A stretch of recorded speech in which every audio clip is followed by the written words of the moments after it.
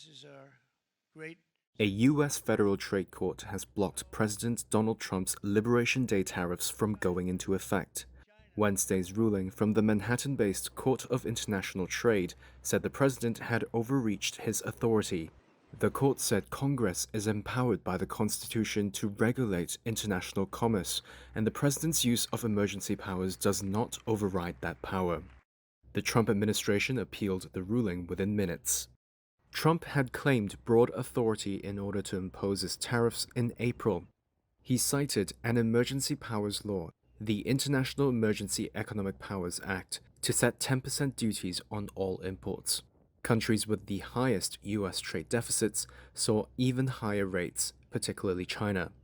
The law has historically been used for sanctions against Washington's enemies, but Trump is the first U.S. president to use it to impose tariffs, as he had argued the trade deficit was a national emergency.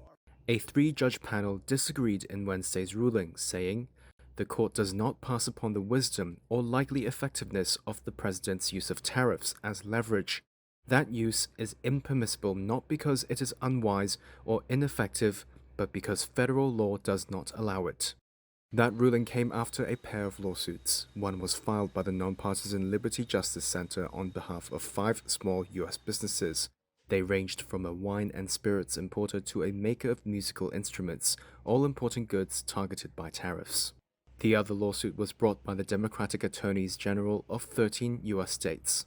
The White House and lawyers for groups that sued did not immediately respond to requests for comment. Stephen Miller, a White House deputy chief of staff and leading Trump advisor, said in a brief social media post, quote, "The judicial coup is out of control." Trump has said his tariffs are intended to restore U.S. manufacturing, but suspending, delaying, or raising them since his tariff decisions have sent shockwaves and uncertainty through financial markets.